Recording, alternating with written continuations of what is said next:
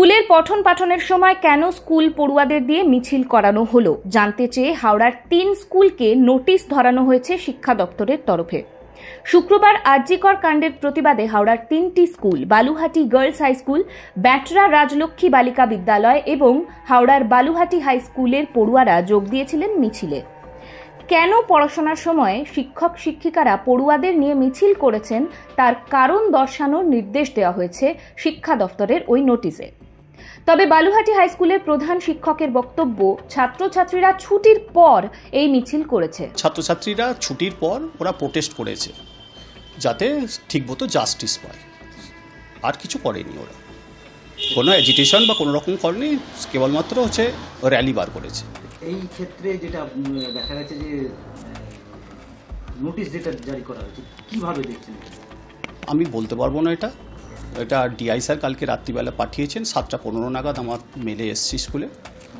এটা ডিআই স্যারই হয়তো ঠিকমতো বলতে পারবেন কেন পাঠিয়েছেন আর কি। এটা কি শুধু ছাত্রছাত্রীরা অংশগ্রহণ করেছিল না শিক্ষক শিক্ষিকা? না, কোনো শিক্ষক শিক্ষিকা অংশগ্রহণ করেনি বা শিক্ষাকর্মীও ছিল না এর মধ্যে।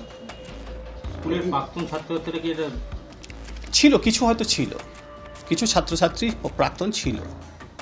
এটাকে কি চোখে দেখছেন? একটা প্রোটেস্ট যে ঘটনাটা ঘটেছে সেটা তো নিন্দনীয়।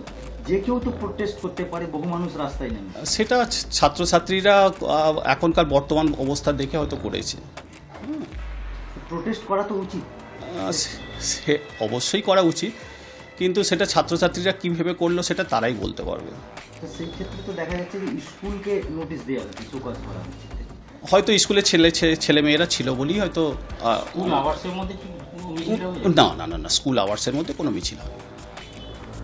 যা হয়েছে 4:45-এর পর, 4:45-এর পর মিছিল হয়েছে। আমরা জবাব কালকে ডিআইকে পাঠিয়ে দিয়েছি।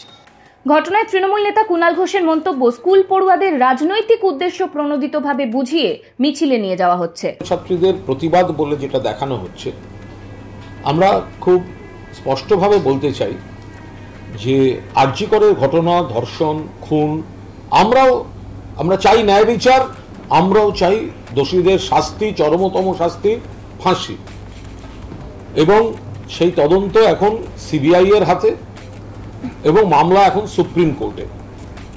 তো যাই হোক, স্কুল নিয়ে কোনো বিভ্রান্তির কোনো অবকাশ নেই। কিছু মহল বিভ্রান্তি তৈরি করছে যে স্কুলে তারা প্রতিবাদ করছেন বলে সরকার বাধা দিচ্ছেন, বিকৃত করছেন, বিভ্রান্ত করছেন। আমাদের বক্তব্য হচ্ছে, স্কুল আওয়ার্সে, স্কুলের যখন ক্লাস শুরু হচ্ছে থেকে ছুটি পর্যন্ত, এই সময় শুধুমাত্র পড়াশুনো, ক্লাস এবং স্কুল নির্ধারিত, পর্ষদ নির্ধারিত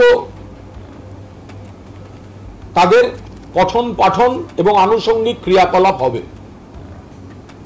আমাদের সূত্রে খবর, শিক্ষা দপ্তরের কাছে এমন কিছু অভিযোগ এসছে যে কিছু কিছু স্কুলে কোথাও স্থানীয়ভাবে বিজেপি, কোথাও স্থানীয়ভাবে সিপিএম, কোথাও স্থানীয়ভাবে কোনো সিপিএম বা এই ধরনের কোনো শিক্ষক সংগঠনের কোনো শিক্ষক শিক্ষিকার উদ্যোগে রাজনৈতিক উদ্দেশ্য প্রণোদিতভাবে স্কুল আওয়ার্সে মিছিল করানো হচ্ছে এবং বাচ্চাদের মিছিলে নিয়ে যাওয়া হচ্ছে যাদের গোটা বিষয়টা সম্পর্কে স্পষ্ট ধারণাই নেই। প্রথম কথা, অনেক ছোট বাচ্চাদের নিয়ে যাওয়া হচ্ছে। দ্বিতীয় কথা, যদি উঁচু ক্লাসেরও কাউকে নিয়ে যাওয়া হয়, বাংলায় অতীতে কি চলেছে, অন্য রাজ্যে দেশে কি চলছে, এখানে সরকার কি ব্যবস্থা নিল, সেগুলো না করে শুধুমাত্র রাজনৈতিকভাবে ভুল বুঝিয়ে একটা মিছিলে নিয়ে যাওয়া হচ্ছে।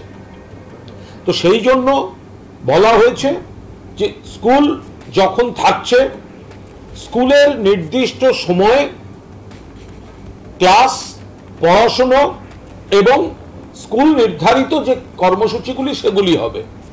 স্কুলগুলিতে নোটিশ পাঠানোর ঘটনায় তুমুল সমালোচনায় সরব হয়েছেন বিরোধীরা। আরজিকরের ঘটনায় রাজ্য জুড়ে যে প্রতিবাদের ঝড় উঠেছে বিভিন্ন মহলে, তা দমন করতেই এই ধরনের পদক্ষেপ বলে অভিযোগ তাদের। টাইমস নাও খবর।